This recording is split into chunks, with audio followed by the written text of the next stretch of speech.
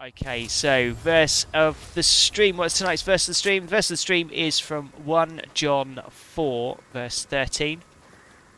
And it says, "This is how we know that we live in him and he in us. He has given us of his spirit." And yeah, this is an interesting verse because, first of all, it's like, well, what is this spirit? What are we talking about here? Well, quite simply, it is Jesus' spirit. So Jesus talked about this where before he died, he talked about when he was going to die, he was going to leave his spirit. And you can read about that just before he prays for his disciples, knowing that he's going to die on the cross, and he says, I'm going, and he tells his disciples he's going to his wait for his spirit to come. He calls it a counselor, like a helper, and that's a really great description of what the Spirit is. But basically, it is Jesus' Spirit. And so, as a Christian, we believe that when we decide to become a Christian, in other words, we say, yes, we want to follow Jesus and be his disciple, that his Spirit resides or lives inside of us. And this is like it's a very different. I don't think there's anything else like any other faith that quite has this. We are talking about the Spirit of Jesus, and if Jesus was God's Son, aka God, it means God is literally inside of us.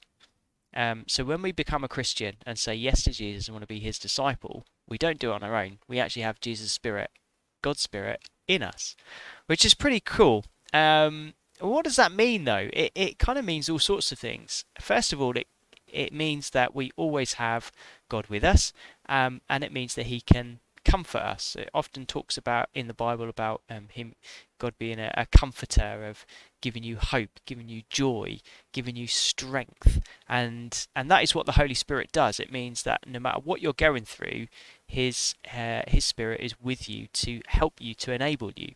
And a few years back, I had a really tough time, and well, I mean, I have tough times all the time. I mean, there's life is tough, isn't it? But I'm maybe thinking about a few years back specifically, where I just literally thought, I don't know if I can keep doing what I'm doing. I don't know how I can live normally, and I just kind of prayed. I said, God, I just need you to help me. And in that moment, I felt strengthened and able to deal with what I was dealing with, and that's the impact of having God's Spirit in you. And sometimes you can even feel that in that situation. I actually had like electricity. It's what it felt like running through me. It doesn't happen all the time, but in at that time, it kind of was like a whole, like a thing that went through my body, and that very much in my mind was the Holy Spirit.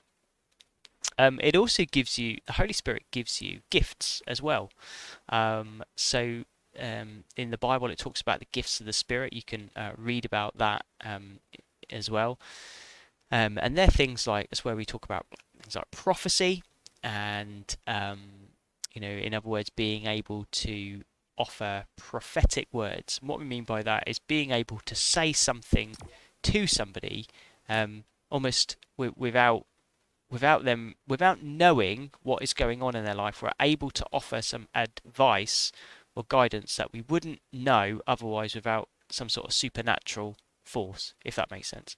It's almost sort of knowing stuff that you wouldn't know about any other time. So I've seen situations where, oh, in fact, I've even had that situation where somebody has said to me, Nick, I feel God is saying this to you, and I'm like, that's incredible. That is absolutely what I needed to hear at this time.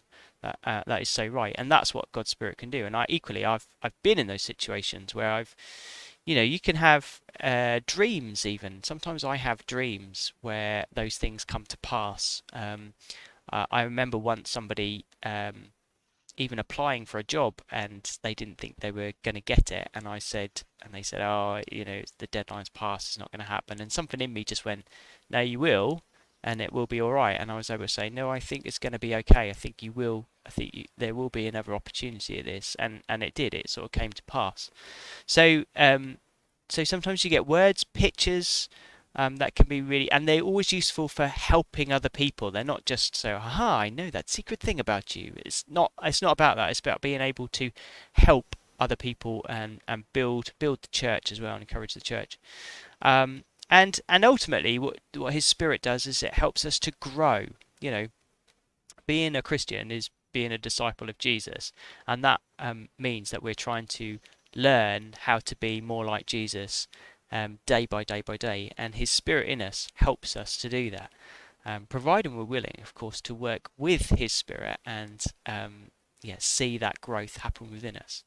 So, I mean, I think basically, the key message about when it comes to the Holy Spirit is that this journey of faith is experiential. It is not just that you know, we have a faith and it doesn't mean anything. It's not that we read a dusty old book and kind of go, very interesting, and sometimes we go, oh la la la la in church and like do those sorts. It actually, the journey of faith is an experience, and His Spirit enables us to experience things, whether that's hope, joy, strength, courage, gifts of the Spirit, or just a sense that He is with us on that journey.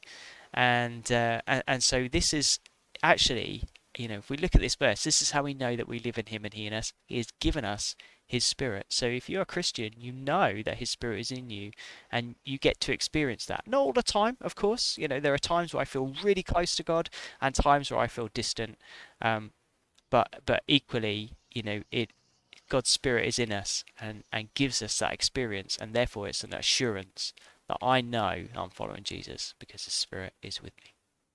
So there we are. Today's verse of the stream, 1 John 4 verse 13. This is how we know that we live in Him and He in us. He has given us of His Spirit.